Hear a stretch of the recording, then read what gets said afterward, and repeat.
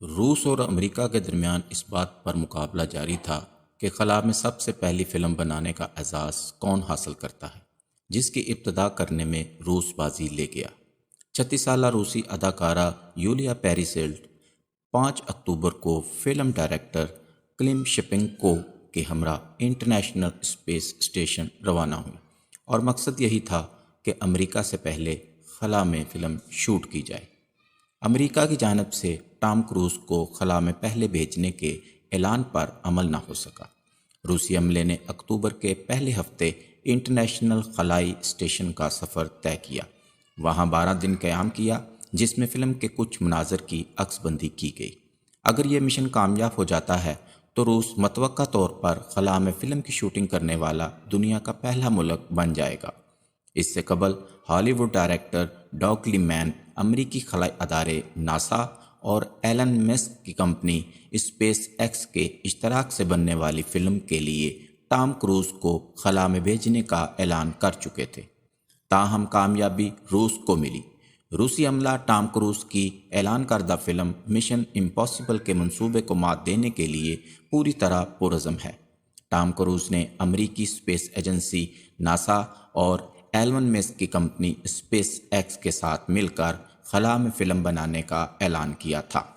اس وقت Tom cruise اور space x کے نمائندگان نے تو اس پر کوئی رد عمل ظاہر نہیں کیا، مگر ناسا کے منتظم جم برائنسٹائن نے ایک ٹویٹ میں اس کی تصدیق کی تھی۔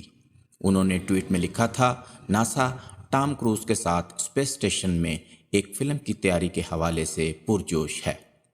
ہمیں مقبول میڈیا کی ضرورت ہے تاکہ وہ نئی نسل کے انجینئرز کو، سائنسدانوں کو ناسا کے منصوبوں کو حقیقت بتائیں اور انہیں پرعزم بنا سکیں۔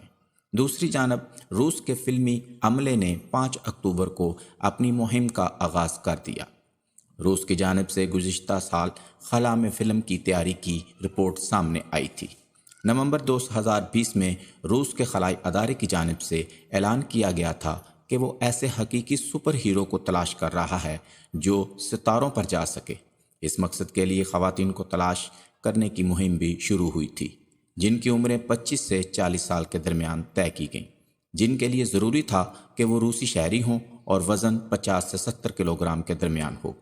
روسی خلائی ادارے کے مطابق امیدواروں کے لیے یہ بھی ضروری تھا کہ وہ 3.5 منٹ میں 1 کلومیٹر تک دوڑ سکیں، 20 منٹ میں 800 میٹر فری سٹائل سوئمنگ کر سکیں اور متاثر کن انداز سے 3 میٹر سپرنگ بورڈ سے ڈائیو کر سکیں۔ اب اکتوبر کے آغاز میں جا کر اس مہم میں کامیابی کا اعلان کیا گیا اور 36 سالہ اداکارہ یولیا پیریسیلٹ اور 37 سالہ ڈائریکٹر کلیم شپنکو کا انتخاب کیا گیا۔ یہ دونوں تربیتی مراحل سے گزرے اور اس تربیت کا آغاز 1 جون سے ہوا۔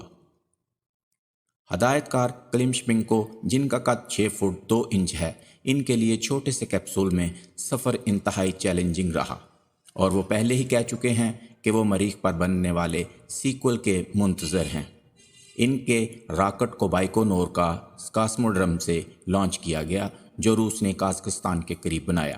فلم کا نام دی چیلنج رکھا گیا ہے اور اس کی پروڈکشن میں روس کا ایک بڑا ٹی وی چینل مدد فراہم کرے گا۔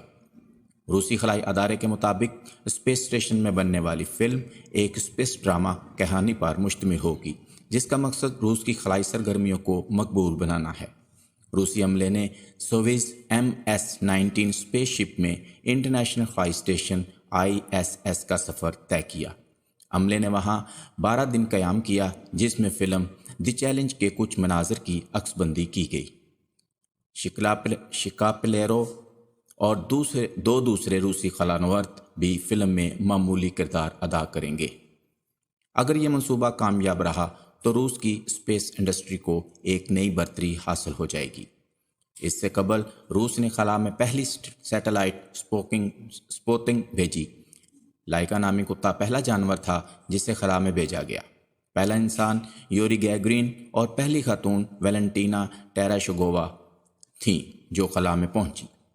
دوسری جانب ہالی ووڈ نے 2016 میں آپریشن ایولنچ نامی فلم بنائی تھی، جس میں دکھایا گیا تھا کہ کس طرح امریکی صدر جان ایف کینیڈی نے سرد جنگ کے دوران روس پر نفسیاتی برتری حاصل کرنے کے لیے اپولو 11 نامی خلائی مشن کو چاند پر روانہ کیا۔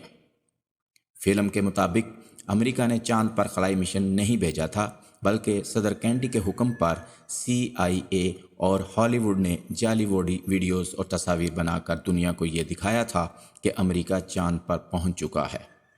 دنیا جانتی ہے امریکہ اور روس کے درمیان خلائی تسخیر کی جنگ دہائیوں سے جاری ہے، اور اب دونوں ممالک کی فلمی صنعتیں بھی اس کا حصہ بن چکی ہیں۔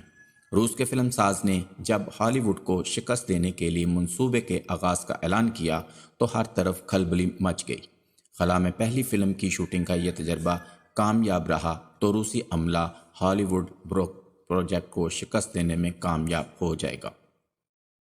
یہ تحریر جناب ارشد لائق صاحب نے روزنامہ دنیا کے لیے لکھی، جو 24 اکتوبر 2021 کے اخبار میں شائع ہوئی۔